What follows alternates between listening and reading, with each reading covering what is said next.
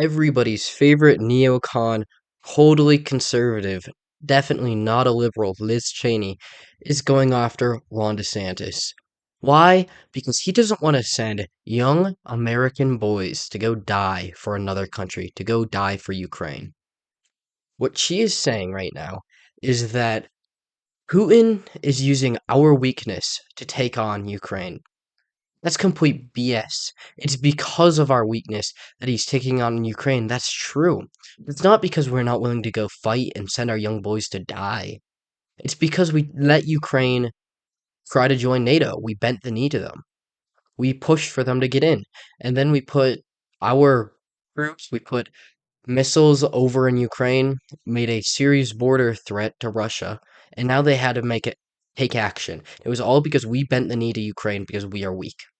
She thinks that we need to go send our guys to die now to become strong again. That's not what strength is. Folding for a tiny nation is not strength. Letting your people die for a tiny nation, a tiny corrupt nation, I'll have you, that is not strength. That is such BS. And these people are warmongers. They want us to die, right? They want to send us to these forever wars constantly. They are obsessed with war because war is the easiest time to get power. It's a good time to shove propaganda in the people's faces. It's a good time to build this kind of unity with each other. It's through war, and then you distract them with the conflict, and you can take away their freedoms while they're not paying attention. Same thing happened in Afghanistan, Iraq. Uh, Look at the Patriot Act, right? Everybody's so distracted with the events on 9/11 that they didn't even notice the Patriot Act. It's so ridiculous. These people are actual warmongers. They truly believe that if we don't fight for freedom, fight to take away culture from other people, then we lose our own somehow. It's just such BS. She's going on about how if we don't fight for Ukraine's freedom, we will lose our own. That's not true. How does that make any sense? Ukraine, for one, it's not really a free nation. Let's not lie to ourselves. It's super corrupt. Yeah, I mean, it's just as corrupt as us, to be fair. We're awful too right now. But let's not act like Ukraine is some kind of utopia and that if it falls, oh, the entire West falls. It's not true. Ukraine is pretty much meaningless when it comes down to it. Here's what Ukraine represented. It represented a borderlands between Russia and NATO, the EU, right? Ukraine, it literally translates to, because it was the Ukraine, it translates to the border, the borderland. Why? Because it was a border.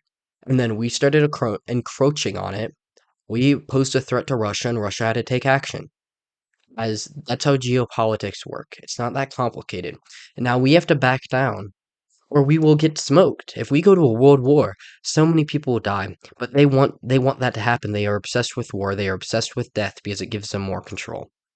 They would love if we went into a world war and died because we'd be going to war with who?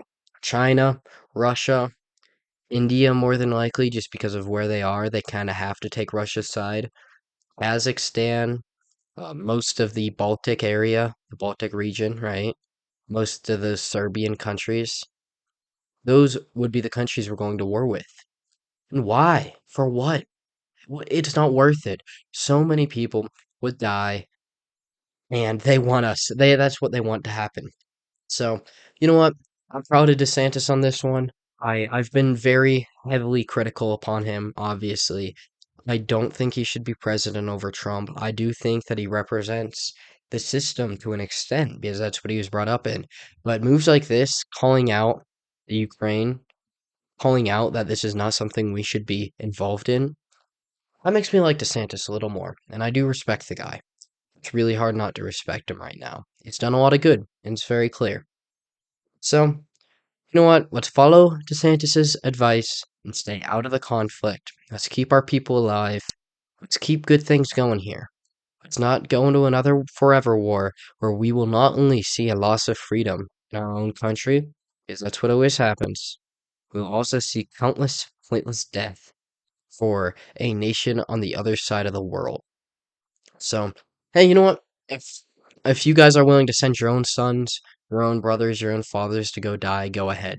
If you yourself are willing to die, liberal politicians out there, and same with the Republicans. Those of you who want us to go to war right now, if you are willing to go to the front lines, then let's go.